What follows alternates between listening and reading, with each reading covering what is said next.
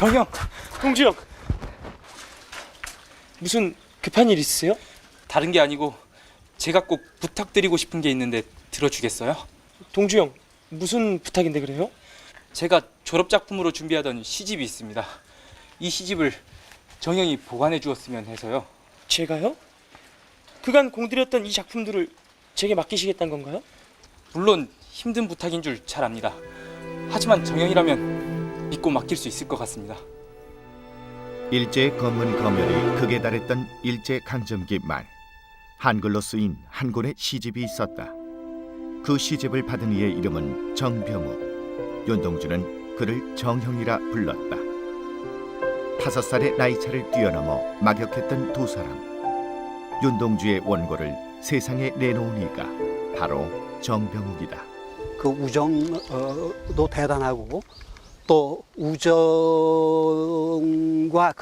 같이 병행했던 그 윤동주 시인과 또 거기에 크게 호응했던 그 정병욱 교수의 민족에 또한 대단히 뜨거웠던 것으로 생각합니다. 정병욱과 윤동주의 우정. 그것은 윤동주의 마지막 유서와도 같은 시를 우리 곁에 오게 했다.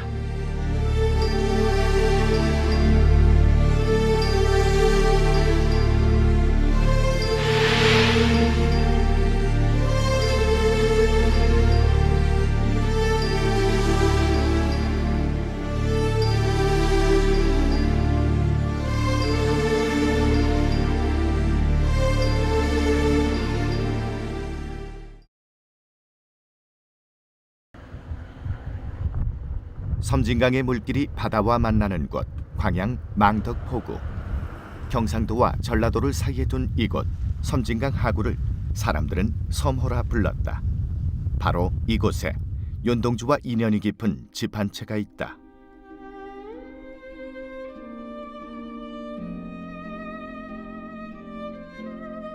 근대문화유산 등록문화재 제341호. 1925년대에 지어졌다는 일본식의 목조 건물이다. 현재는 정병욱의 외조카 탁춘식 씨가 관리하고 있는 이 건물의 원소유는 국문학자였던 정병욱 교수의 집안. 당시에는 조조장을 겸한 살림집으로 이용되었다고 한다. 우리 조부님하고 원가족들은 강 건너 하동 쪽에 살고, 거기서 뭐 3km 가면 있어요. 우리가 생가가. 그 조부님이랑 우리 사촌들 전부 다 삼촌들 거기 살고, 여기는 양조장을 하기 위해서 부친하고 모친하고 일꾼들만 살았던 거예요. 하동이 고향인 정병욱의 가족에게 광양은 또 다른 삶의 터전이었다. 바로 이곳에 윤동주의 유일한 자필 시집이 보관되었다. 이곳이 바로 지금 이 윤동주의 서시부터 베레남 밤까지의 그 19편의 시가 숨긴 장소입니다. 이곳은 마루 밑에 널장을 뚫고 항아리에다가 숨긴 걸 봐서 이 원고도 상당히 귀중한 걸로 생각해서 여기에 숨기지 않았나 그렇게 생각합니다. 윤동주와 정병욱, 두 사람은 과연 어떤 관계였을까? 두 사람이 처음 만난 것은 1941년 정병욱이 연희전문학교에 입학하고 얼마 되지 않을 때였다.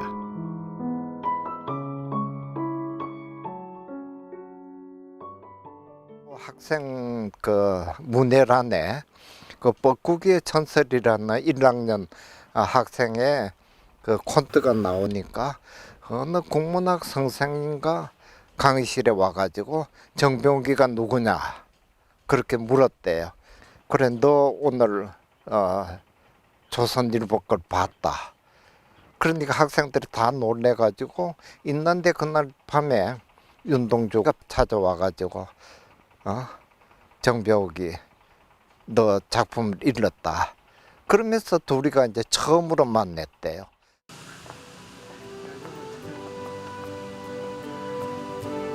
현재 윤동주 기념관이 된 핀수놀은 원래 연희 전문 기숙사로 이용되었던 곳. 윤동주와 정병욱은 이곳에서 생활하며 더욱 가까워졌다.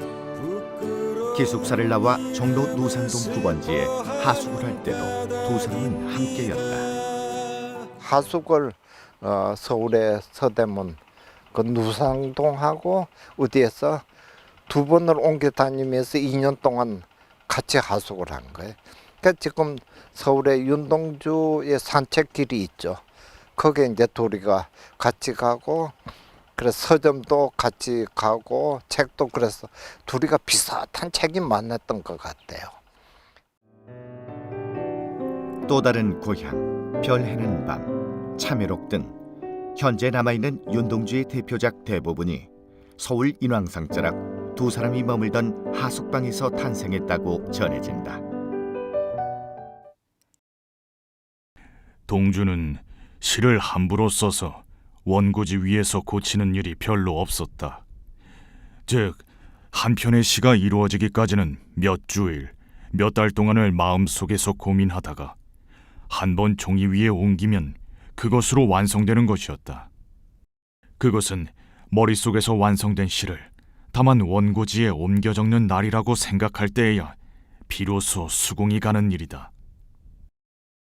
학번으로도 2년 선배에 정병욱보다 무려 5살이 많았던 윤동주.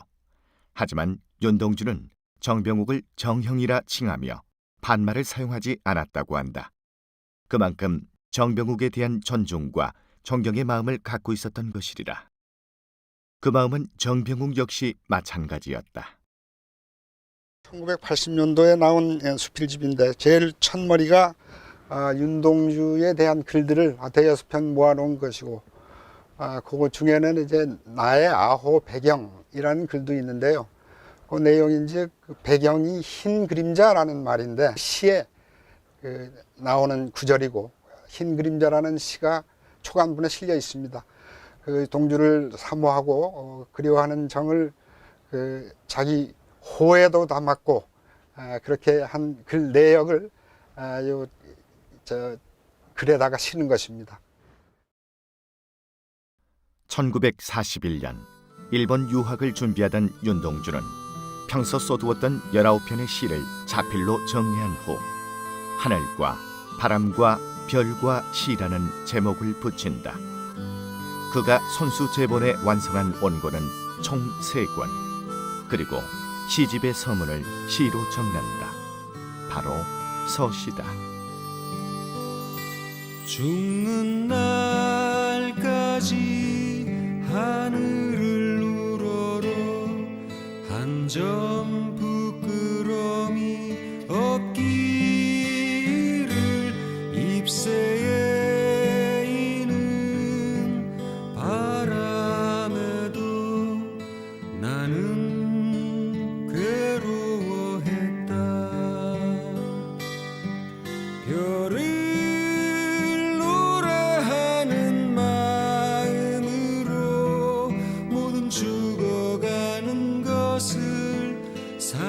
사랑해야지.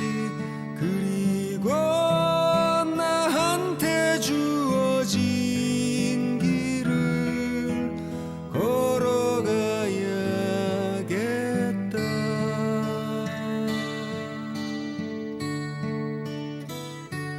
오늘 밤에도 별이 바람에 스치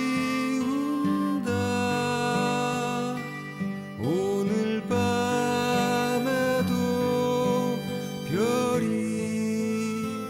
바람에 스치운다.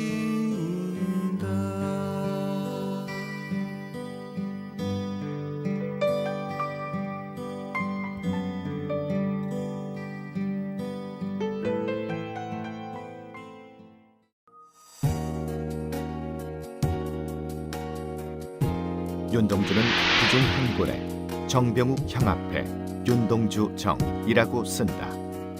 6필로 만든 단 3권의 시집 가운데 하나를 아끼는 동생에게 준 것이다.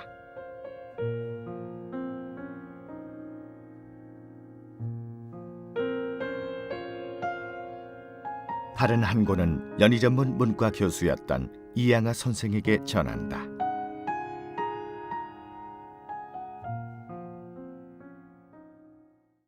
그러나 이 시고를 받아보신 이양하 선생께서는 출판을 보류하도록 권하였다 한다.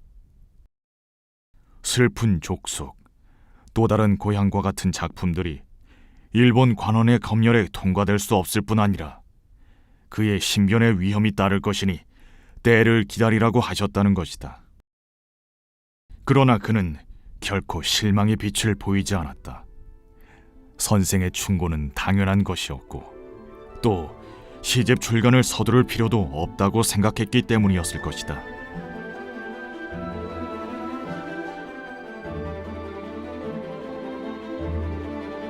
(1942년) 결국 윤동주는 남은 한 권의 책을 들고 유학길에 오른다. 얼마 후 정병욱 역시 학교를 떠나게 된다. 학병으로 징발을 당한 것이다. 더 이상 원고를 지킬 수 없게 된 정병욱은 자신의 책과 노트 그리고 윤동주의 원고를 들고 고향으로 향한다. 어머니, 이 원고는 일본인에게 들키지 말고 제발 잘 관수해 주세요. 영호가 이게 뭐냐? 동주가 죽고 나도 못 오면 연희 전문으로 원고를 찾아 들고 가 선생님들과 상의하면 시집을 내도록 도와주실 거예요.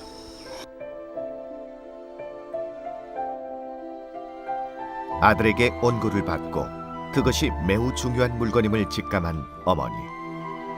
정병욱의 어머니는 원고를 명주 보자기로 정성스럽게 싼 후 광양의 주조장 마룻바닥을 뜯어 그 안 깊숙이에 보관한다.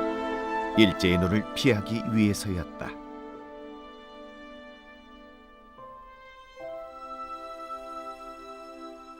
윤동주 시인의 그 작품을 보관하는 일이란 자기에게 상당한 그 위해가 돌아올 것을 염려하면서도 결행했던 일입니다. 대단히 뜻깊은 일이죠. 만약 그때 정병욱 선생과 그 집안에서 그의 그 귀한 시를 잘 보관하지 못했었다면 우리는 일제 탄압이 가장 악랄했던 그 시기에 그야말로 자기의 혼신을 다해서 썼던 그 귀한 시편들을 모두 다 잃는 그런 그 비극적인 처지에 빠졌을 것입니다.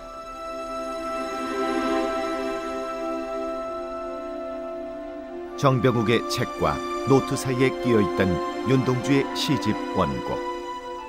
결국 그 시집은 윤동주 인생의 첫 시집이자 마지막 시집이 되고 만다. 총관본이 나올 때는 1948년이었습니다. 그때는 해방되고 얼마 안 돼서 모든 사정들이 열악했을 때라서 정병욱 선생님은 그때 아직 학생 신분이었고요. 그래서 그때 주도한 거는 강처중이라고 윤동주 시인의 연전 동기, 입학 동기생이었던 강처중 씨가 그때 경향신문 기자로 있었는데요. 그분이 이제 초관본을 내기 전에도 신문 지상에 이제 3편을 소개를 했습니다. 살아생전 단 한 번도 시인이라 불리지 못했던 윤동주. 하지만 일제의 칼날이 거세던 때에도 윤동주는 시쓰기를 게을리하지 않는 천생 시인이었다. 그는 종종 자신의 시를 신문이나 잡지에 기고하곤 했다.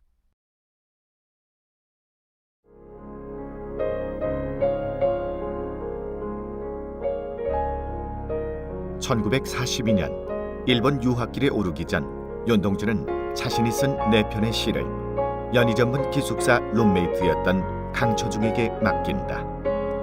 유학 시절 윤동주의 유일한 시로 알려진 쉽게 쓰여진 시 역시 편지를 통해 강처중에게 전해진다.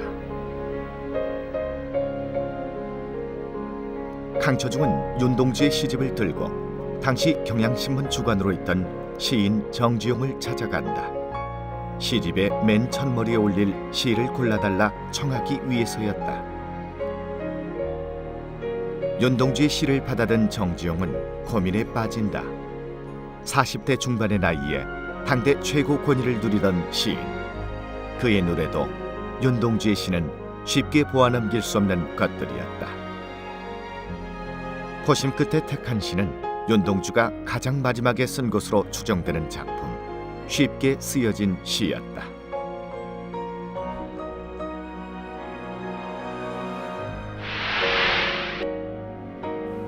창밖에 밤비가 속살거려 육첩방은 남의 나라. 시인이란 슬픈 천명인 줄 알면서도 한 줄 시를 적어볼까.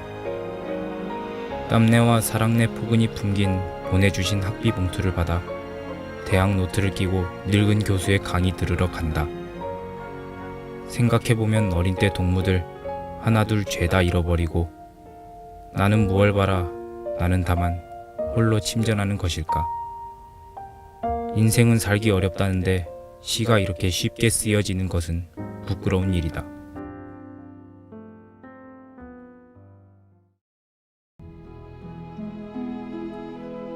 정병욱이 보관해온 19편의 시와 강처중에게 건네진 시 5편, 그리고 곳곳에 흩어져 있던 윤동주의 시들을 하나로 모으는 작업이 시작됐다.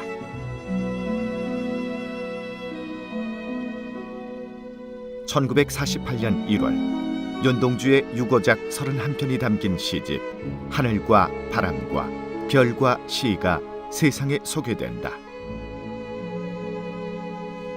시집의 서문에는 당대 최고라 칭송받던 시인이자 윤동주가 우상이라 말해왔던 정지용의 글귀가 더해져 있었다.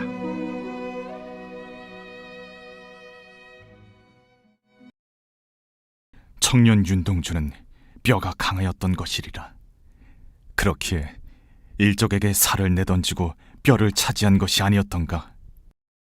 무시무시한 고독에서 죽었구나.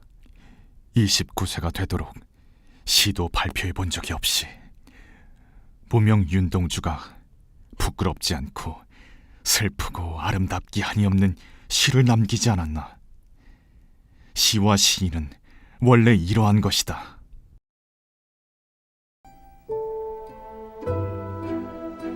중국 용종에 세워진 윤동주의 묘비에는 이런 글귀가 새겨져 있다. 시인 윤동주의 묘.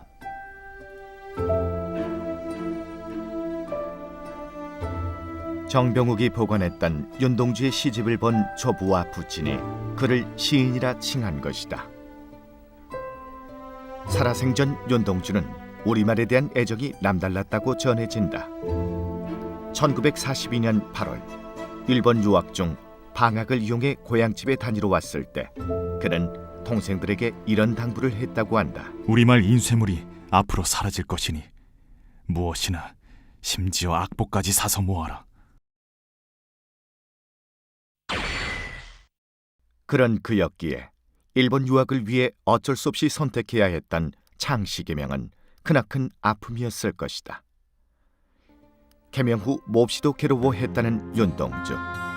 창씨 계명계를 내기 닷새 전 그는 그 고통과 참담한 비애를 한 편의 시로 끄집어낸다. 파란 녹이 낀 구리 거울 속에 내 얼굴이 남아있는 것은 어느 왕조의 유물이기에 이다지도 욕될까.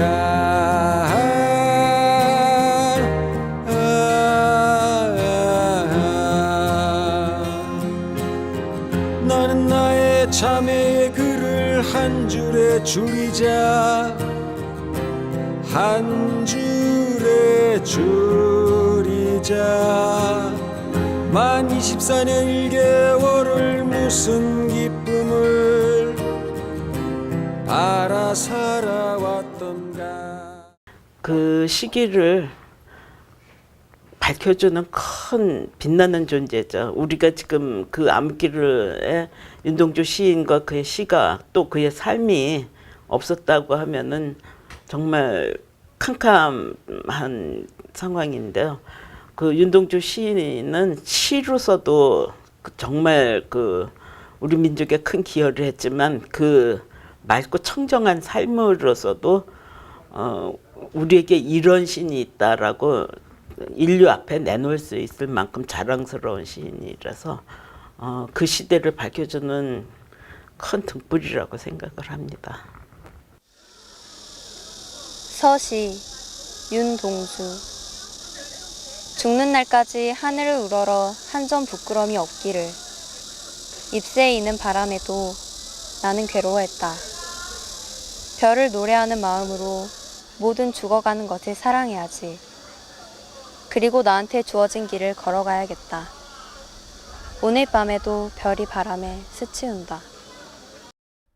제 조국을 잃은 아픈 시대를 살아가면서도 스스로 부끄럼 없는 삶을 살기를 바랐던 한 시인. 그는 비록 시대의 아픔 속에 호련히 떠나갔지만 그의 시는 여전히 우리 곁에 남아있다. 이 문학 작품이라는 건 무형의 영혼의 언어이기 때문에 이게 없어지면 그건 존재하지 않은 거예요. 흔적도 없어요.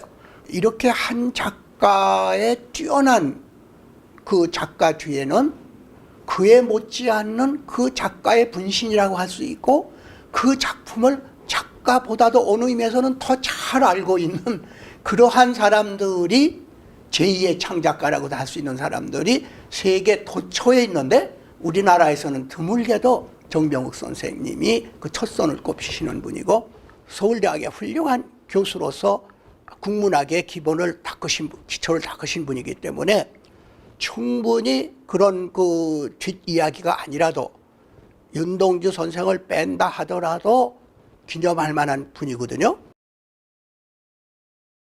윤동주의 시에서 따온 호처럼 시인의 그림자로 살기를 자처했던 한 사람, 배경 정병욱.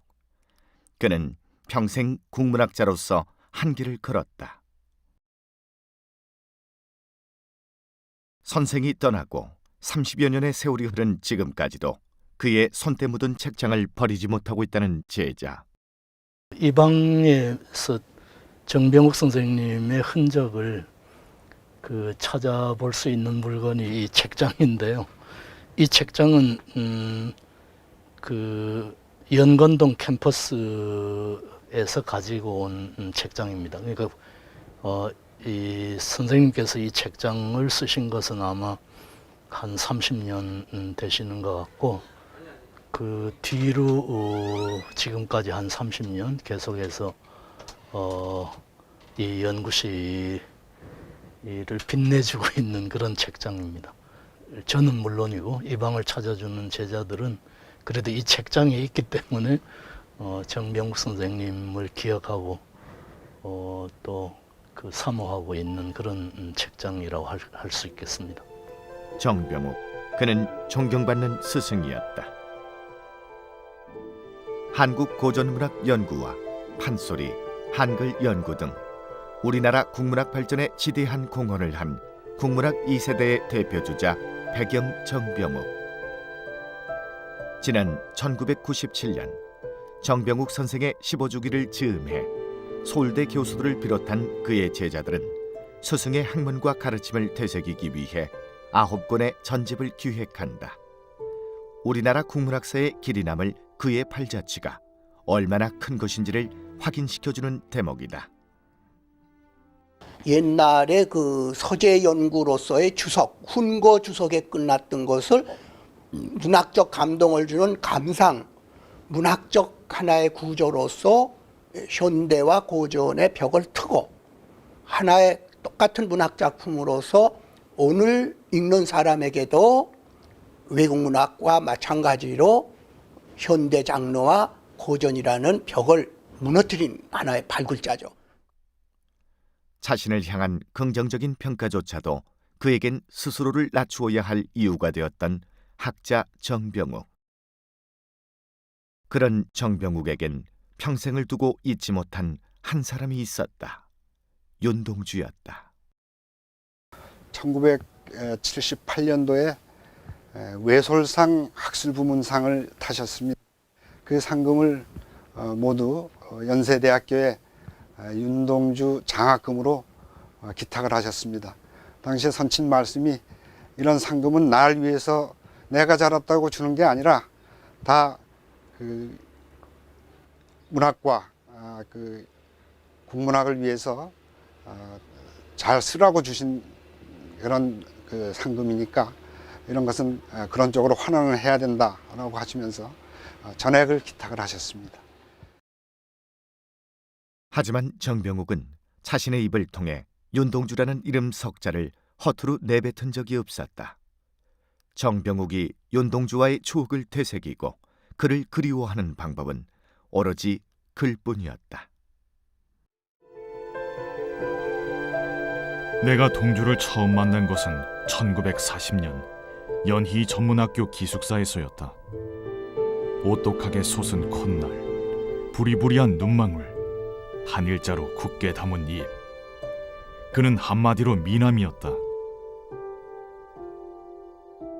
오늘날 나에게 문학을 이해하고 민족을 사랑하고 인생의 참 뜻을 아는 어떤 면이 있다고 하면 그것은 오로지 그가 심어준 씨앗의 결실임을 나는 굳게 믿고 있다. 그러기에 이 글을 쓰는 순간에도 그가 내 곁에서 나를 지켜보고 있는 것 같은 느낌이 든다. 나중에 저도 이제 그 아버님께 들은 얘기가 아니고 글을 통해서 이제 접한 그 말씀이신데, 평생에 아버님이 이러저러한 학문도 하시고 하셨지만은 그 말씀이 내가 평생 한 일 중에 그래도 제일 의미 있는 일은 동주의 시를 보관했다가 세상에 알리고 그렇게 한 것이 내 평생에 가장 뜻 있는 일이었다. 그렇게 이제 생각을 하셨습니다. 그런 것을 글로 써 보내셨죠. 사실 역사는 항상 겉에 나온 사람보다 뒤에 숨어있는 손, 뒤에 숨어있는 저 주방장처럼 벽 너머에서 끝없이 뭔가를 만들어내는 그런 분들이 묻혀져 있는데, 그런 의미에서 정병욱 선생님은 지금 우리가 알고 있는 것보다 몇십 배의 큰 일을 하신 분이고 그러한 업적을 남기신 분으로서 꼭 기억해야지만 될 분이다 라고 저는 생각하고 있습니다. 박영구 이 회장한테 연락을 받고 나왔는 것 같아서 서울 인왕산자락. 윤동주의 대표작으로 알려진 시들이 바로 이 터에서 완성됐다. 달 해는 밤, 윤동주. 계절이 지나가는 하늘에는 가을로 가득 차 있습니다. 민족의 감성을 가장 잘 표현하는 시인으로 평가받는 윤동주. 시인이 남긴 유산은 그가 유년 시절을 보낸 중국은 물론 그를 죽음으로 몰고 간 일본인들에게까지 큰 울림으로 전해지고 있다. 내일 밤이 남을 까닭이요. 윤동주를 가장 아끼는 사람들이 먼저 일본에서 많이 나왔습니다. 그것은 결국은 그 문학적인 내용에 지니고 있는 그 사람의 표현뿐만 아니라 그 사람의 아름다운 정신이 누구에게나 말하자면 가해자에게까지도 큰 감동을 줘서 그들로 하여금 다시 반성을 하고 우리 민족에 대해서 그 잘못을 뉘우치게 만들고, 그래서 다른 어느 나라보다도 윤동주에 대한 그 사람에 대한 부활운동과 함께 그 문학운동을 크게 전국적으로 점점 더 번져 나가게 하는 것이 윤동주인 것 같습니다.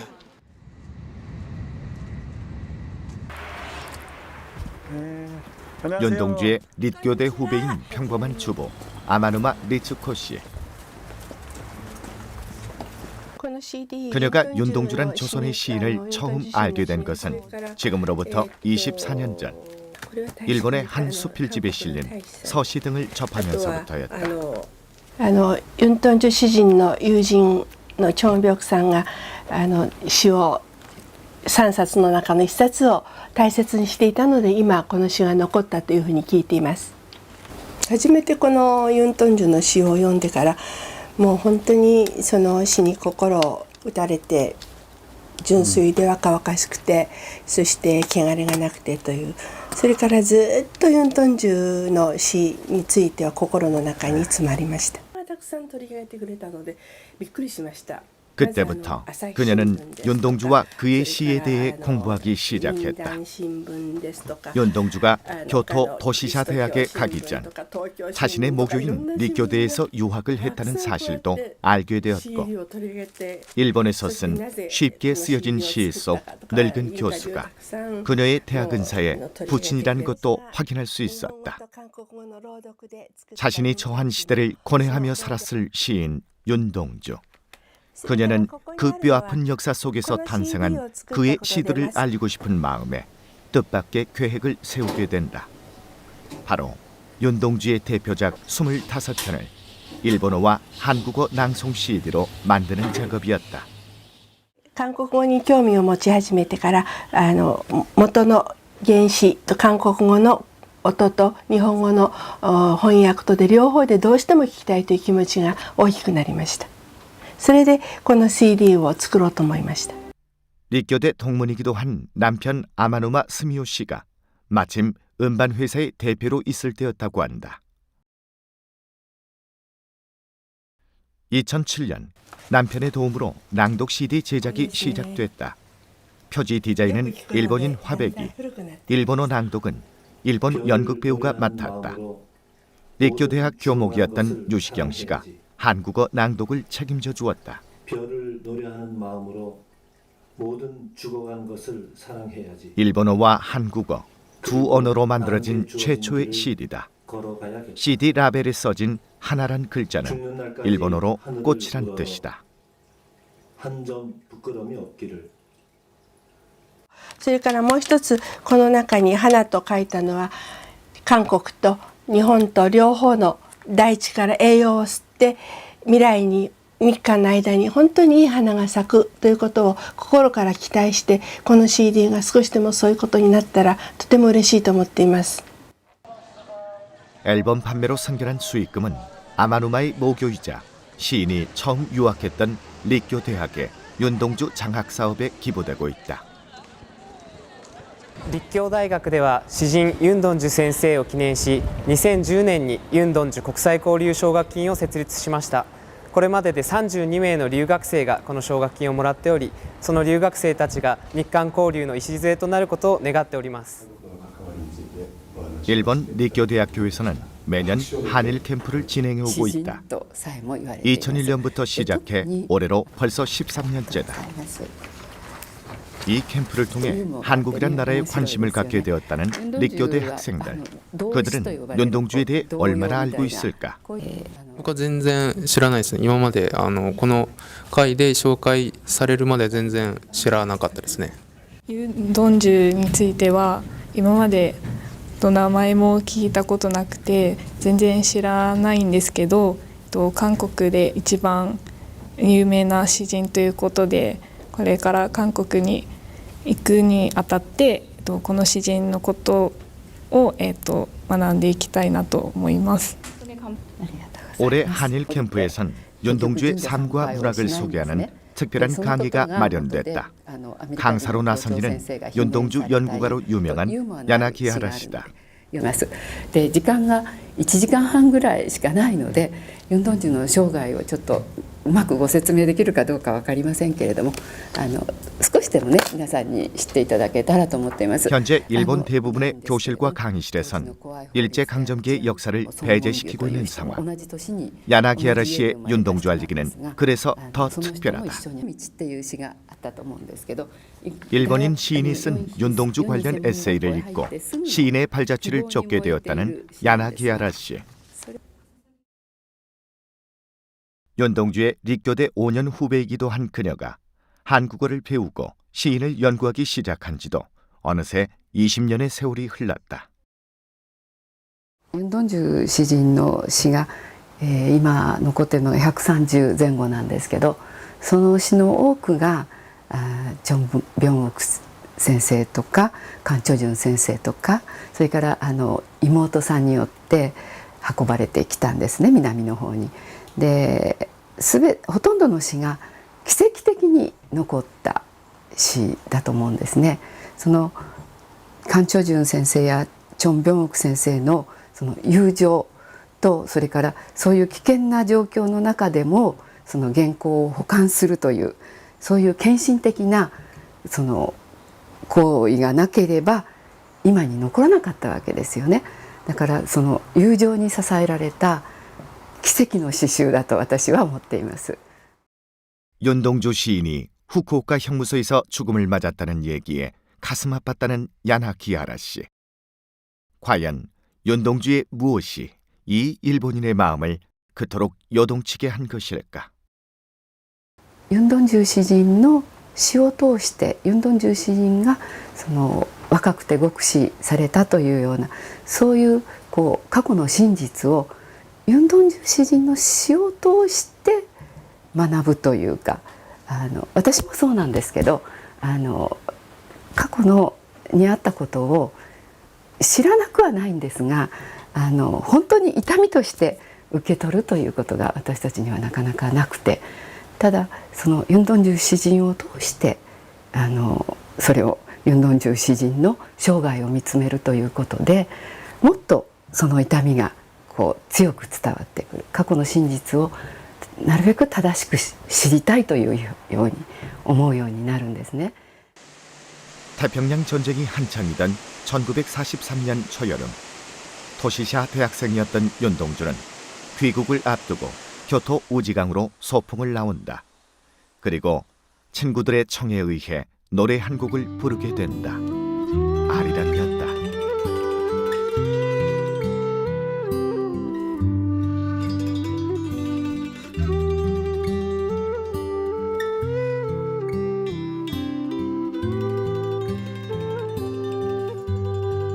일본 유학 시절의 유일한 사진.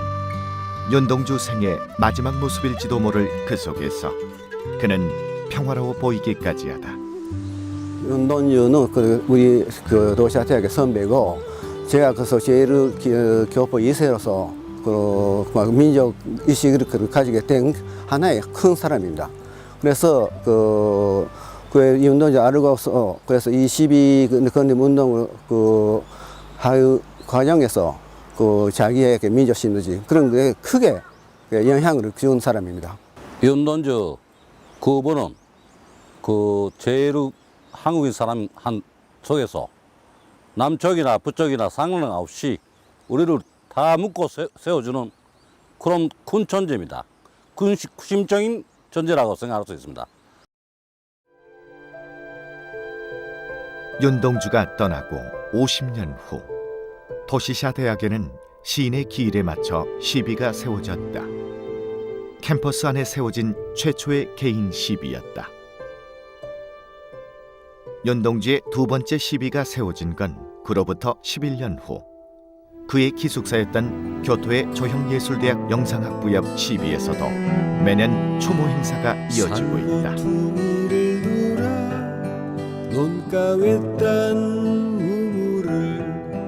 홀로 찾아가선 가만히 들여다봅니다. 우물 속에는 달이 밝고 구름이 흐르고 하늘이 펼치고 파란 바람이 불고 가을이 있습니다. 그리고 한 사나이가 있습니다. 어쩐지 그 사나이가 미워져 돌아갑니다. 돌아가다 생각하니 그 사나이가 가엾어집니다. 도로가 들여다보니 윤동주 시인의 시는 인간의 보편적인 어떤 선 아니면은 또 가치를 나타내고 있거든요. 그래서 저희들이 보기에도 아주 깊이가 있고 사상이 있고 또 살아가는 힘을 주는 그런 시라고 저는 보고 있고 계속 사랑하면서 또 연구하고 있습니다. 그분들은 결국은 그 시가 가진 힘에 압도되고 감명받아서 정말로 이렇게 한국, 일본 이걸 떠나서 한 인류의 그 보물처럼 인류의 그런 소중한 자산으로 받아들이고 그 윤동주 시를 그 사람들은 행사할 때도 보면 아주 암송을 해갖고 참 그런 거 보면은 그 좋은 문학의 힘이 이렇게 강하구나 그런 감동이 있어요. 시인이 떠난 지도 어느새 70여 년의 세월이 흘렀다. 지난해 윤동주의 유족들은 큰 결단을 내리게 된다. 그동안 소중히 보관해오던 윤동주의 유고작과 유물들을 시인의 모교인 연세대학교에 기증하기로 한 것이다. 시인의 손때가 묻고 숨결이 더해진 유산과 그 속에 담긴 귀한 가치를 더 많은 이들과 공유하고자 하는 마음이다. 정병우 선생님이 전장에서 죽고 돌아오지 못하면 연세대학으로 이 원고를 갖고 가시라고 어머니한테 부탁을 하셨을 정도였고, 또 저희 아버지도 언젠가는 가족들만 보관하는 것 같고 그 좀 한계가 왔을 때는 꼭 연대로 갖고 가시겠다고 말씀을 하셨고, 그래서 그 어른들의 뜻을 이제 제가 따른 것이었고. 살아생전 단 한 번도 시인이란 이름으로 불린 적 없지만 지금 그는 대한민국이 가장 사랑하는 시인으로 손꼽힌다.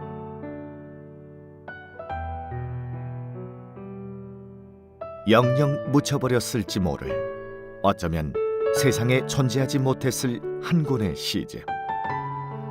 자신의 피 끓는 조국애를 시로서 승화시킨 시인 윤동주와 그 아름다운 유산을 지켜내기 위해 목숨을 아끼지 않았던 그의 벗 정병욱의 우정은 사라질 뻔했던 우리 민족의 귀한 정신과 유산을 남겼다. 그리고 이제 그 한 권의 시집은 빛바랜 추억이 아닌 빛나는 오늘로 우리의 가슴 속에 되살려지고 있다. 윤동주의 시를 사랑하고 그를 기억하는 이들에겐 아직 해결해야 할 과제가 남아있다.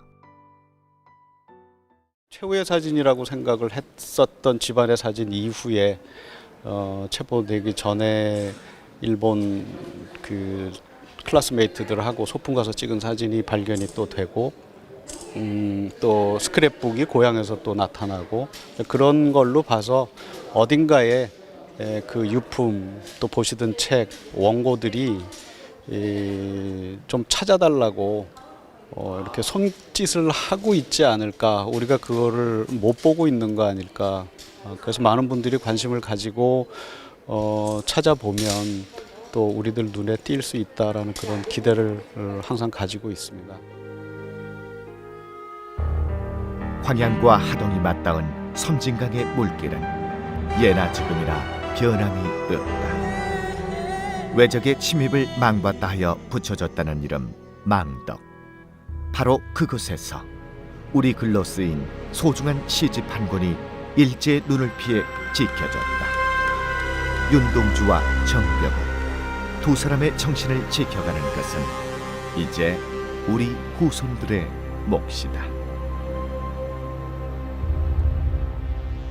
여러분들이 찾아주시고 윤동주를 회상하고 또 윤동주의 그 시를 이렇게 보존했던 저희 선친의 노력을 한번 상기하시고 하는 그런 집으로서 두 분의 우정이나 한국 문학에 대한 열정 이런 것들을 배우는 공간으로 그렇게 활용이 됐으면 뭐 더 바랄 나위가 없죠.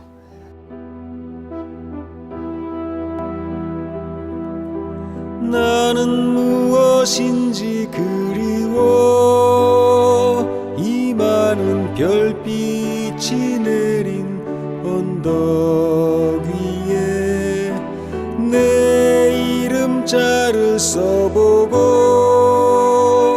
흙으로 덮어버리었습니다. 이제 동주는 세상을 떠나고 없다. 그러나 오늘날 이 땅의 많은 젊은이들이 즐겨 외는 그의 대표작 별 해는 밤의 끈 넋줄은 단순히 시구로만 끝난 것이 아니라 현실이 되었다. 그의 고향인 북간도 용정에 있는 동산 마루톡에 묻힌 그의 무덤 위에는 이 봄에도 파란 잔디가 자랑처럼 돋아나 있을 것이다. 그러나 동주는 멀리 북간도에만 있는 것이 아니다. 그의 시 속에 배어있는 결의 사랑의 정신은 그를 사랑하는 모든 사람의 가슴 속에 영원히 살아남아 있을 것이다.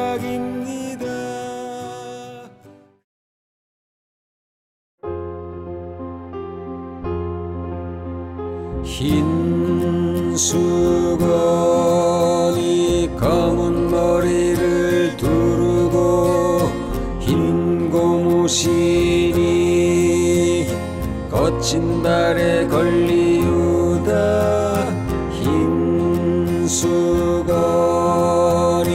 검은 머리를 두르고 흰 고무신이 거친 발에 걸리우다.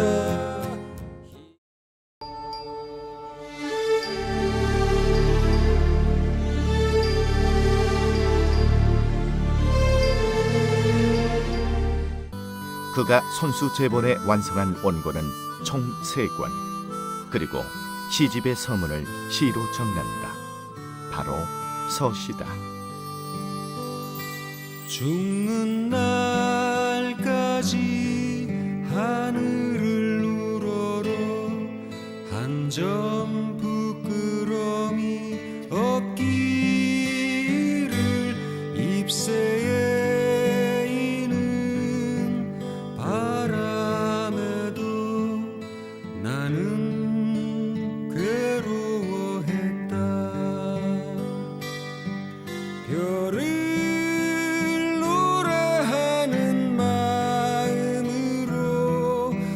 죽어가는 것을 사랑해야지. 그리고 나한테 주어진 길을 걸어가야겠다.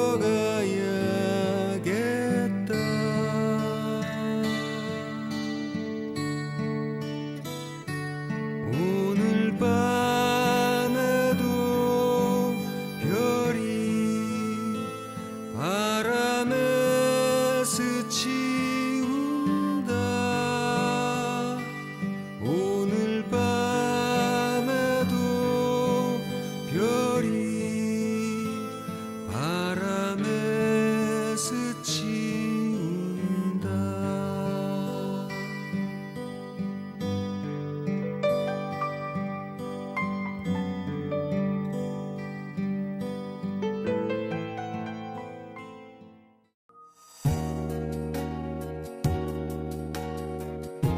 윤동주는 그중 한 권에 정병욱 형 앞에 윤동주 정이라고 쓴다. 육필로 만든 단 3권의 시집 가운데 하나를 아끼는 동생에게 준 것이다.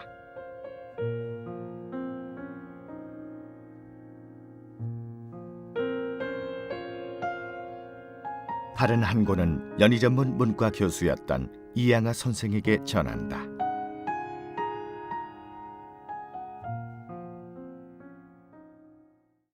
그러나 이 시고를 받아보신 이양하 선생께서는 출판을 보류하도록 권하였다 한다. 슬픈 족속, 또 다른 고향과 같은 작품들이 일본 관원의 검열에 통과될 수 없을 뿐 아니라 그의 신변의 위험이 따를 것이니 때를 기다리라고 하셨다는 것이다.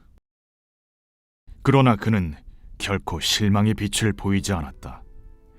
선생의 충고는 당연한 것이었고 또 시집 출간을 서두를 필요도 없다고 생각했기 때문이었을 것이다.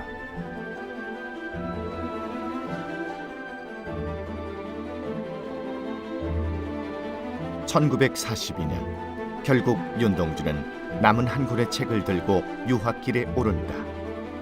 얼마 후 정병욱 역시 학교를 떠나게 된다. 학병으로 징발을 당한 것이다. 더 이상 원고를 지킬 수 없게 된 정병욱은 자신의 책과 노트 그리고 윤동주의 원고를 들고 고향으로 향한다. 어머니, 이 원고는 일본인에게 들키지 말고 제발 잘 관수해 주세요. 이게 뭐냐? 동주가 죽고 나도 못 오면 연희 전문으로 원고를 찾아 들고 가 선생님들과 상의하면 시집을 내도록 도와주실 거예요.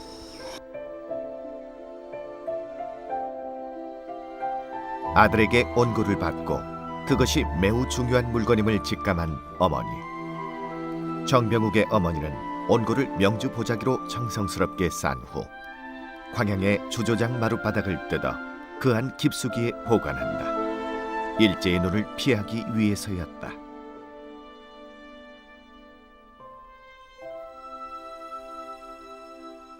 윤동주 시인의 그 작품을 보관하는 일이란 자기에게 상당한 그 위해가 돌아올 것을 염려하면서도 결행했던 일입니다. 대단히 뜻깊은 일이죠.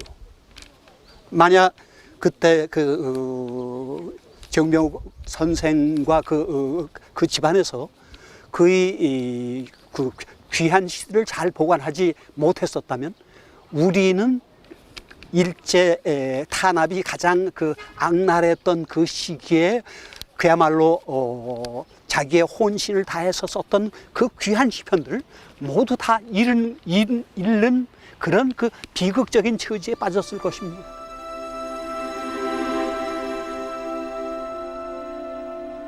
정병욱의 책과 노트 사이에 끼어있던 윤동주의 시집 원고. 결국 그 시집은 윤동주 인생의 첫 시집이자 마지막 시집이 되고 만다. 총관본이 나올 때는 1948년이었습니다. 그때는 해방되고 얼마 안 돼서 모든 사정들이 열악했을 때라서 정병욱 선생님은 그때 아직 학생 신분이었고요. 그래서 그때 주도한 거는 강처중이라고 그 윤동주 시인의 연전 동기, 입학 동기생이었던 강처중 씨가 그때 경향신문 기자로 있었는데요.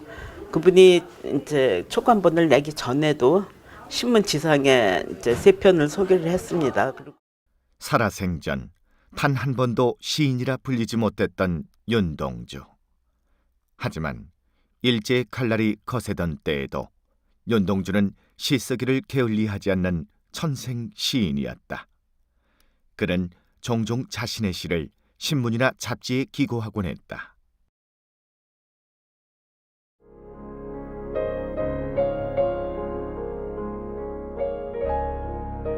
(1942년) 일본 유학길에 오르기 전 윤동주는 자신이 쓴 4편의 시를 연희 전문 기숙사 룸메이트였던 강처중에게 맡긴다. 유학 시절 윤동주의 유일한 시로 알려진 쉽게 쓰여진 시 역시 편지를 통해 강처중에게 전해진다. 강처중은 윤동주의 시집을 들고 당시 경향신문 주간으로 있던 시인 정지용을 찾아간다. 시집의 맨 첫머리에 올릴 시를 골라달라 청하기 위해서였다. 윤동주의 시를 받아든 정지용은 고민에 빠진다. 40대 중반의 나이에 당대 최고 권위를 누리던 시인. 그의 노래도 윤동주의 시는 쉽게 보아넘길 수 없는 것들이었다. 고심 끝에 택한 시는 윤동주가 가장 마지막에 쓴 것으로 추정되는 작품 쉽게 쓰여진 시였다.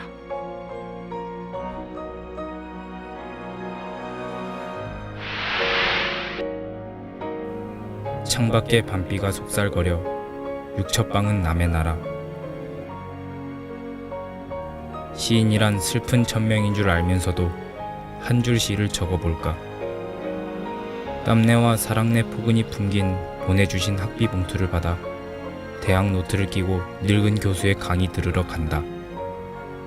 생각해보면 어린 때 동무들 하나둘 죄다 잃어버리고 나는 무얼 바라 나는 다만 홀로 침전하는 것일까. 인생은 살기 어렵다는데 시가 이렇게 쉽게 쓰여지는 것은 부끄러운 일이다.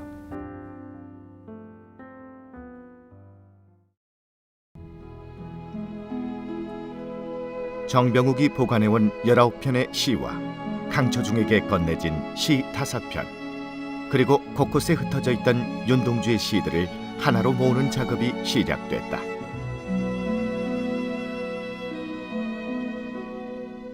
(1948년 1월) 윤동주의 유고작 31편이 담긴 시집 하늘과 바람과 별과 시가 세상에 소개된다. 시집의 서문에는 당대 최고라 칭송받던 시인이자 윤동주가 우상이라 말해왔던 정지용의 글귀가 더해져 있었다.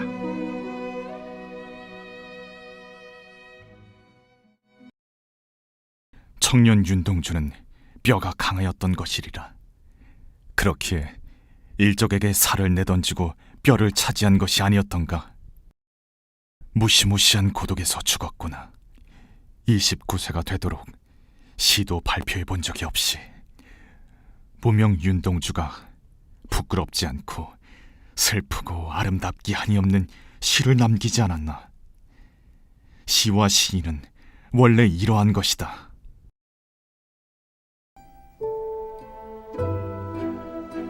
중국 용종에 세워진 윤동주의 묘비에는 이런 글귀가 새겨져 있다. 시인 윤동주의 묘.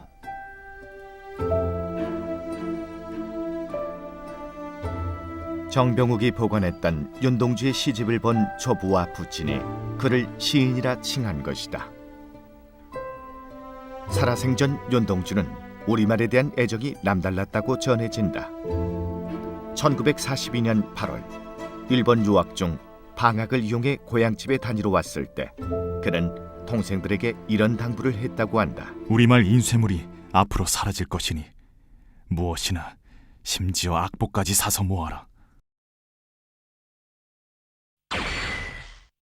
그런 그였기에 일본 유학을 위해 어쩔 수 없이 선택해야 했던 창씨 계명은 크나큰 아픔이었을 것이다. 계명 후 몹시도 괴로워했다는 윤동주.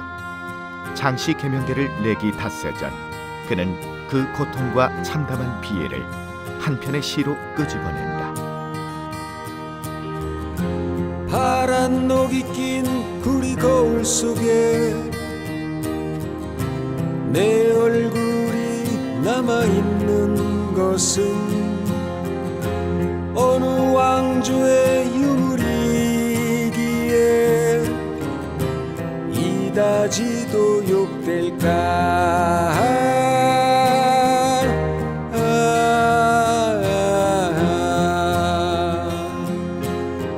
나는 나의 자매의 글을 한 줄에 줄이자 한 줄에 줄이자 만 24년 1개월을 무슨 기쁨을 알아 살아왔던가. 그 시기를 밝혀주는 큰 빛나는 존재죠. 우리가 지금 그 암길에 윤동주 시인과 그의 시가 또 그의 삶이 없었다고 하면은 정말 캄캄한 상황인데요. 그 윤동주 시인은 시로서도 정말 그 우리 민족에 큰 기여를 했지만 그 맑고 청정한 삶으로서도 우리에게 이런 시인이 있다라고 인류 앞에 내놓을 수 있을 만큼 자랑스러운 시인이라서 그 시대를 밝혀주는 큰 등불이라고 생각을 합니다. 서시 윤동주. 죽는 날까지 하늘을 우러러 한 점 부끄러움이 없기를. 잎새에 있는 바람에도 나는 괴로워했다. 별을 노래하는 마음으로 모든 죽어가는 것을 사랑해야지. 그리고 나한테 주어진 길을 걸어가야겠다.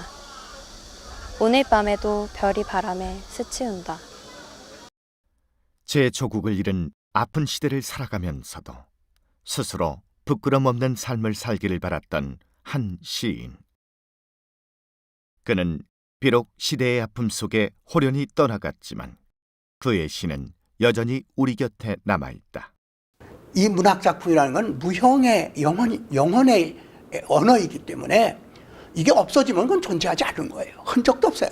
이렇게 한 작가 작가의 뛰어난 그 작가 뒤에는 그에 못지않는 그 작가의 분신이라고 할 수 있고 그 작품을 작가보다도 어느 의미에서는 더 잘 알고 있는 그러한 사람들이 제2의 창작가라고도 할 수 있는 사람들이 세계 도처에 있는데 우리나라에서는 드물게도 정병욱 선생님이 그 첫 선을 꼽히시는 분이고 서울대학의 훌륭한 교수로서 국문학의 기초를 닦으신 분이기 때문에 충분히 그런 그 뒷이야기가 아니라도 윤동주 선생을 뺀다 하더라도 기념할 만한 분이거든요. 윤동주의 시에서 따온 호처럼 시인의 그림자로 살기를 자처했던 한 사람, 배경 정병욱. 그는 평생 국문학자로서 한 길을 걸었다. 선생이 떠나고 30여 년의 세월이 흐른 지금까지도 그의 손때 묻은 책장을 버리지 못하고 있다는 제자. 이 방에서 정병욱 선생님의 흔적을 찾아볼 수 있는 물건이 이 책장인데요. 이 책장은 연건동 캠퍼스에서 가지고 온 책장입니다. 그러니까 이 선생님께서 이 책장을 쓰신 것은 아마 한 30년 되시는 것 같고 그 뒤로 지금까지 한 30년 계속해서 이 연구실을 빛내주고 있는 그런 책장입니다. 저는 물론이고 이 방을 찾아주는 제자들은 그래도 이 책장에 있기 때문에 정병욱 선생님을 기억하고 또 그 사모하고 있는 그런 책장이라고 할 수 있겠습니다. 정병욱, 그는 존경받는 스승이었다. 한국 고전문학 연구와 판소리, 한글 연구 등 우리나라 국문학 발전에 지대한 공헌을 한 국문학 2세대의 대표주자 배경 정병욱.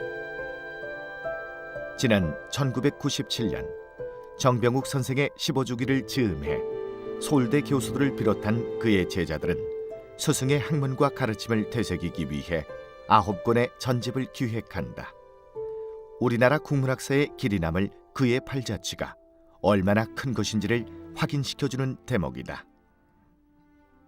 옛날에 그 서재 연구로서의 주석, 훈고 주석에 끝났던 것을 문학적 감동을 주는 감상, 문학적 하나의 구조로서 현대와 고전의 벽을 트고 하나의 똑같은 문학 작품으로서 오늘 읽는 사람에게도 외국 문학과 마찬가지로 현대 장르와 고전이라는 벽을 무너뜨린 하나의 발굴자죠.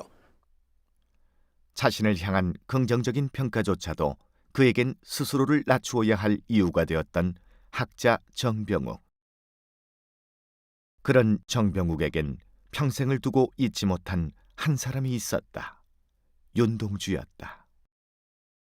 1978년도에 외솔상 학술부문상을 타셨습니다. 그 상금을 모두 연세대학교에 윤동주 장학금으로 기탁을 하셨습니다. 당시에 선친 말씀이 이런 상금은 날 위해서 내가 잘했다고 주는 게 아니라 다 그 문학과 그 국문학을 위해서 잘 쓰라고 주신 그런 그 상금이니까 이런 것은 그런 쪽으로 환원을 해야 된다라고 하시면서 전액을 기탁을 하셨습니다.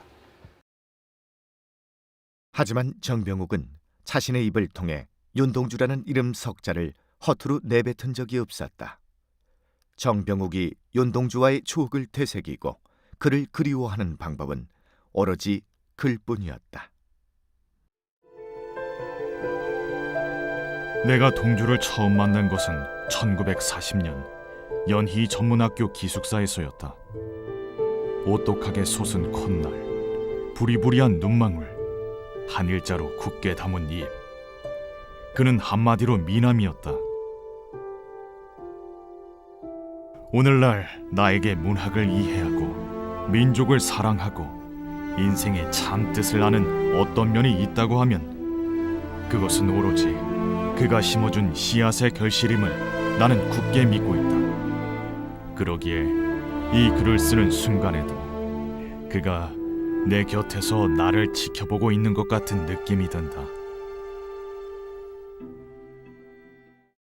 나중에 저도 이제 그 아버님께 들은 얘기가 아니고 글을 통해서 이제 접한 그 말씀이신데, 평생에 아버님이 이러저러한 학문도 하시고 하셨지만은 그 말씀이 내가 평생 한 일 중에 그래도 제일 의미 있는 일은 동주의 시를 보관했다가 세상에 알리고 그렇게 한 것이 내 평생에 가장 뜻있는 일이었다.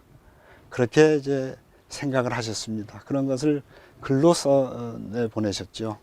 사실 역사는 항상 겉에 나온 사람보다 뒤에 숨어있는 손, 뒤에 숨어있는 저 주방장처럼 벽 너머에서 끝없이 뭔가를 만들어내는 그런 분들이 묻혀져 있는데, 그런 의미에서 정병욱 선생님은 지금 우리가 알고 있는 것보다 몇십 배의 큰 일을 하신 분이고 그러한 업적을 남기신 분으로서 꼭 기억해야지만 될 분이다 라고 저는 생각하고 있습니다. 박영구 이 회장한테 연락을 받고 나왔는 것 같아서 서울 인왕산자라. 윤동주의 대표작으로 알려진 시들이 바로 이 터에서 완성됐다. 달 해는 밤 윤동주. 계절이 지나가는 하늘에는 가을로 가득 차 있습니다. 민족의 감성을 가장 잘 표현하는 시인으로 평가받는 윤동주. 시인이 남긴 유산은 그가 유년 시절을 보낸 중국은 물론 그를 죽음으로 몰고 간 일본인들에게까지 큰 울림으로 전해지고 있다. 내일 밤이 남을 까닭이요. 윤동주를 가장 아끼는 사람들이 먼저 일본에서 많이 나왔습니다. 그것은 결국은 그 문학적인 내용에 지니고 있는 그 사람의 표현뿐만 아니라 그 사람의 아름다운 정신이 누구에게나 말하자면 가해자에게까지도 큰 감동을 줘서 그들로 하여금 다시 반성을 하고 우리 민족에 대해서 그 잘못을 뉘우치게 만들고, 그래서 다른 어느 나라보다도 윤동주에 대한 그 사람에 대한 부활운동과 함께 그 문학운동을 크게 전국적으로 점점 더 번져 나가게 하는 것이 윤동주인 것 같습니다.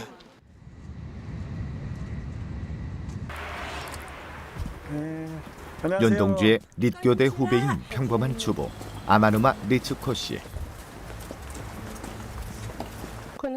그녀가 윤동주란 조선의 시인을 처음 알게 된 것은 지금으로부터 24년 전 일본의 한 수필집에 실린 서시 등을 접하면서부터였다. ユントンジュ詩人の友人のチョンビョクさんが詩を3冊の中の1冊を大切にしていたので、今この詩が残ったというふうに聞いています。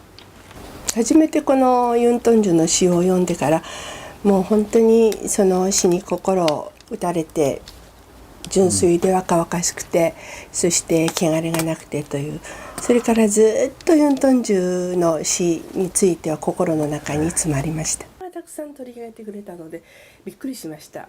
그때부터 그녀는 윤동주와 그의 시에 대해 공부하기 시작했다. 윤동주가 교토 도시샤 대학에 가기 전 자신의 모교인 릿교대에서 유학을 했다는 사실도 알게 되었고, 일본에서 쓴 쉽게 쓰여진 시 속 늙은 교수가 그녀의 대학 은사에 부친이라는 것도 확인할 수 있었다. 자신이 처한 시대를 고뇌하며 살았을 시인 윤동주. 그녀는 그 뼈아픈 역사 속에서 탄생한 그의 시들을 알리고 싶은 마음에 뜻밖의 계획을 세우게 된다. 바로 윤동주의 대표작 25편을 일본어와 한국어 낭송 CD로 만드는 작업이었다. 韓国語に興味を持ち始めてから元の原詩と韓国語の音と日本語の翻訳とで両方でどうしても聞きたいという気持ちが大きくなりました。それでこの CD を作ろうと思いました。 정형, 동주 형. 무슨 급한 일 있으세요? 다른 게 아니고 제가 꼭 부탁드리고 싶은 게 있는데 들어주겠어요? 동주 형, 무슨 부탁인데 그래요? 제가 졸업 작품으로 준비하던 시집이 있습니다. 이 시집을 정형이 보관해 주었으면 해서요. 제가요? 그간 공들였던 이 작품들을 제게 맡기시겠다는 건가요? 물론 힘든 부탁인 줄 잘 압니다. 하지만 정형이라면 믿고 맡길 수 있을 것 같습니다. 일제의 검은 검열이 극에 달했던 일제강점기 말, 한글로 쓰인 한 권의 시집이 있었다. 그 시집을 받은 이의 이름은 정병욱. 윤동주는 그를 정형이라 불렀다. 5살의 나이차를 뛰어넘어 막역했던 두 사람. 윤동주의 원고를 세상에 내놓은 이가 바로 정병욱이다. 그 우정도 대단하고 또 우정과 같이 병행했던 그 윤동주 시인과 또 거기에 크게 호응했던 그 정병욱 교수의 민족에 또한 대단히 뜨거웠던 것으로 생각합니다. 정병욱과 윤동주의 우정. 그것은 윤동주의 마지막 유서와도 같은 시를 우리 곁에 오게 했다.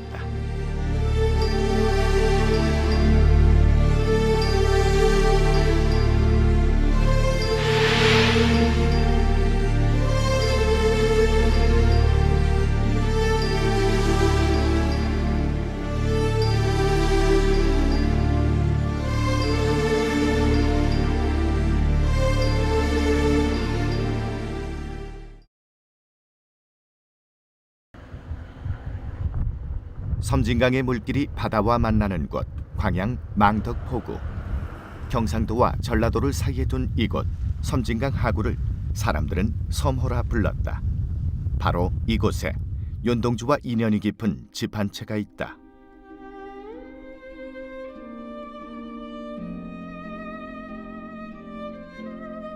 근대문화유산 등록문화재 제341호. 1925년대에 지어졌다는 일본식의 목조 건물이다. 현재는 정병욱의 외조카 탁춘식 씨가 관리하고 있는 이 건물의 원소유는 국문학자였던 정병욱 교수의 집안. 당시에는 조조장을 겸한 살림집으로 이용되었다고 한다. 우리 조부님하고 원가족들은 강 건너 하동 쪽에 살고, 거기서 뭐 3km 가면 있어요. 우리가 생가가.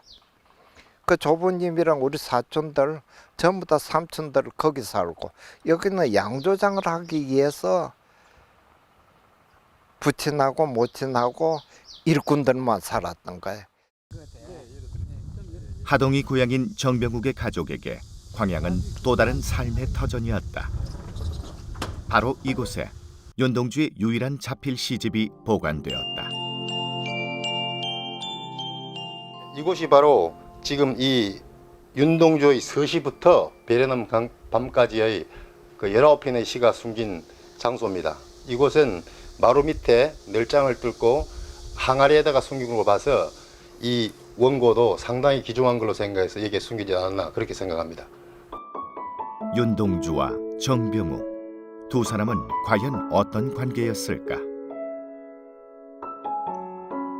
두 사람이 처음 만난 것은 1941년 정병욱이 연희전문학교에 입학하고 얼마 되지 않을 때였다.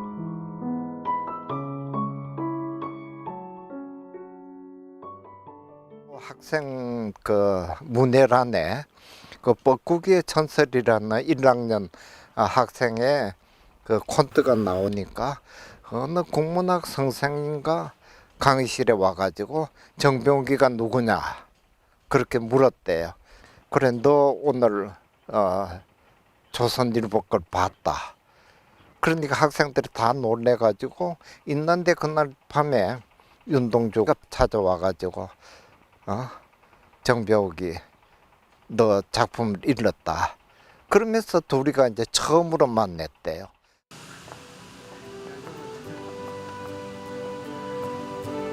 현재 윤동주 기념관이 된 핀스놀은 원래 연희전문 기숙사로 이용되었던 곳. 윤동주와 정병욱은 이곳에서 생활하며 더욱 가까워졌다. 기숙사를 나와 종로 노상동 9번지에 하숙을 할 때도 두 사람은 함께였다. 하숙을 서울의 서대문 그 누상동하고 어디에서 2번을 옮겨 다니면서 2년 동안 같이 하숙을 한 거예요. 그러니까 지금 서울에 윤동주의 산책길이 있죠.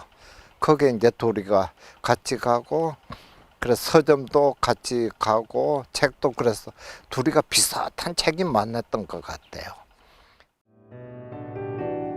또 다른 고향, 별 해는 밤, 참외록 등 현재 남아있는 윤동주의 대표작 대부분이 서울 인왕산자락 두 사람이 머물던 하숙방에서 탄생했다고 전해진다. 동주는 시를 함부로 써서 원고지 위에서 고치는 일이 별로 없었다. 즉, 한 편의 시가 이루어지기까지는 몇 주일, 몇 달 동안을 마음속에서 고민하다가 한 번 종이 위에 옮기면 그것으로 완성되는 것이었다. 그것은 머릿속에서 완성된 시를 다만 원고지에 옮겨 적는 날이라고 생각할 때에야 비로소 수긍이 가는 일이다.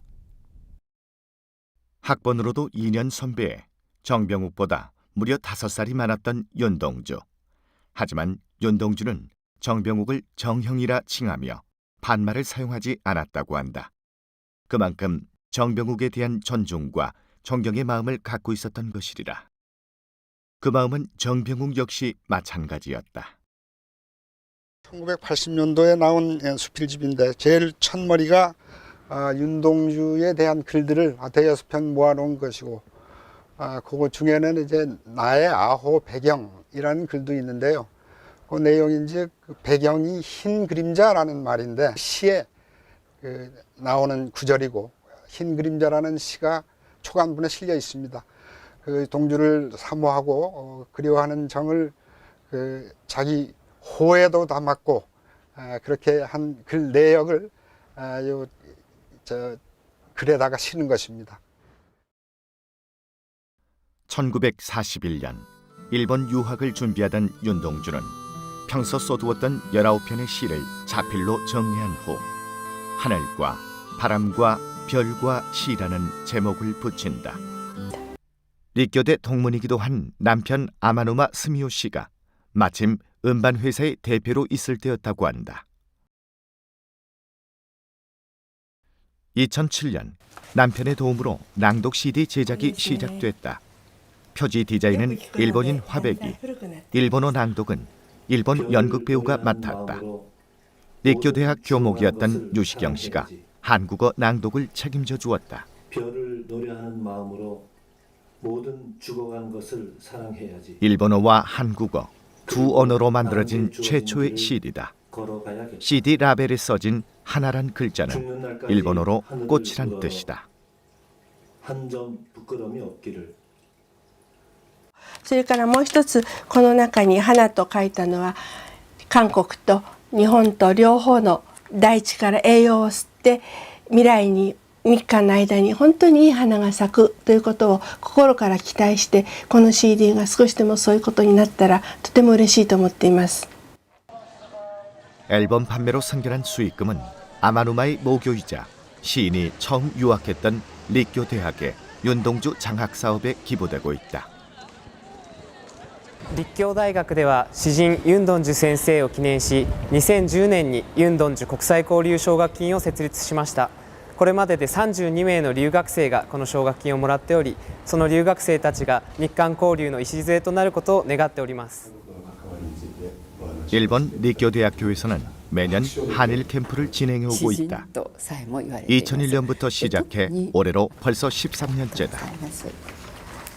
이 캠프를 통해 한국이란 나라에 관심을 갖게 되었다는立교대 학생들. 그들은 윤동주에 대해 얼마나 알고 있을까? 僕は全然知らないですね。今までこの会で紹介されるまで全然知らなかったですね。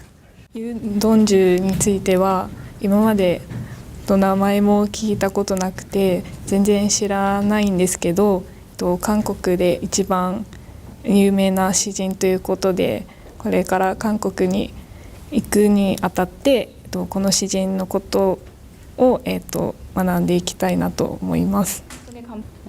올해 한일 캠프에선 윤동주의 삶과 문학을 소개하는 특별한 강의가 마련됐다. 강사로 나선 이는 윤동주 연구가로 유명한 야나기하라 씨다. で時間が1時間半ぐらいしかないのでユンドンジュの生涯をちょっとうまくご説明できるかどうか分かりませんけれども少しでもね皆さんに知っていただけたらと思っています. 현재 일본 대부분의 교실과 강의실에선 일제강점기의 역사를 배제시키고 있는 상황. 야나기하라 씨의 윤동주 알리기는 그래서 더 특별하다. 일본인 시인이 쓴 윤동주 관련 에세이를 읽고 시인의 발자취를 쫓게 되었다는 야나기하라 씨. 윤동주의立교대 5년 후배이기도 한 그녀가 한국어를 배우고 시인을 연구하기 시작한 지도 어느새 20년의 세월이 흘렀다. ユンドンジュ詩人の詩が、今残っているのが130前後なんですけど、その詩の多くがチョン・ビョンオク先生とかカン・チョジュン先生とか、それから妹さんによって運ばれてきたんですね、南の方に。でほとんどの詩が奇跡的に残った詩だと思うんですね。そのカン・チョジュン先生やチョン・ビョンオク先生のその友情と、それからそういう危険な状況の中でもその原稿を保管するというそういう献身的なその行為がなければ今に残らなかったわけですよね。だからその友情に支えられた奇跡の詩集だと私は思っています. 윤동주 시인이 후쿠오카 형무소에서 죽음을 맞았다는 얘기에 가슴 아팠다는 야나기하라 씨. 과연 윤동주의 무엇이 이 일본인의 마음을 그토록 요동치게 한 것일까? ユンドンジュ詩人の詩を通してユンドンジュ詩人がその若くて獄死されたというようなそういう過去の真実をユンドンジュ詩人の詩を通して学ぶというか、私もそうなんですけど過去にあったことを知らなくはないんですが本当に痛みとして受け取るということが私たちにはなかなかなくて、ただそのユンドンジュ詩人を通してそれをユンドンジュ詩人の生涯を見つめるということでもっとその痛みが強く伝わってくる、過去の真実をなるべく正しく知りたいというように思うようになるんですね. 태평양 전쟁이 한창이던 1943년 초여름 토시샤 대학생이었던 윤동주는 귀국을 앞두고 교토 우지강으로 소풍을 나온다. 그리고 친구들의 청에 의해 노래 한 곡을 부르게 된다.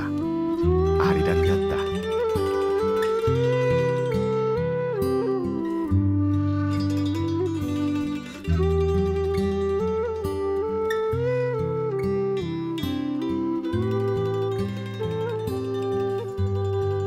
일본 유학 시절의 유일한 사진, 윤동주 생의 마지막 모습일지도 모를 그 속에서 그는 평화로워 보이기까지 하다.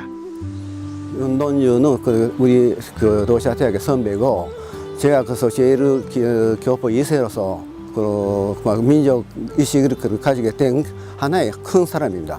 그래서 그 윤동주 알고서 그래서 22건립 운동을 하유 과정에서 자기의 민족 신도지 그런 게 크게 영향을 준 사람입니다. 윤동주 그분은 제일 한국인 사람 한 속에서 남쪽이나 북쪽이나 상관없이 우리를 다 묶고 세워주는 그런 큰 존재입니다. 큰 심적인 존재라고 생각할 수 있습니다. 윤동주가 떠나고 50년 후 토시샤 대학에는 시인의 기일에 맞춰 시비가 세워졌다. 캠퍼스 안에 세워진 최초의 개인 시비였다. 윤동주의 두 번째 시비가 세워진 건 그로부터 11년 후 그의 기숙사였던 교토의 조형예술대학 영상학부 옆 시비에서도 매년 추모 행사가 이어지고 있다.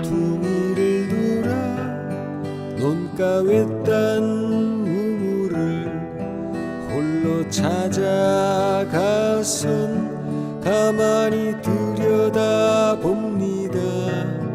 우물 속에는 달이 밝고 구름이 흐르고 하늘이 펼치고 파란 바람이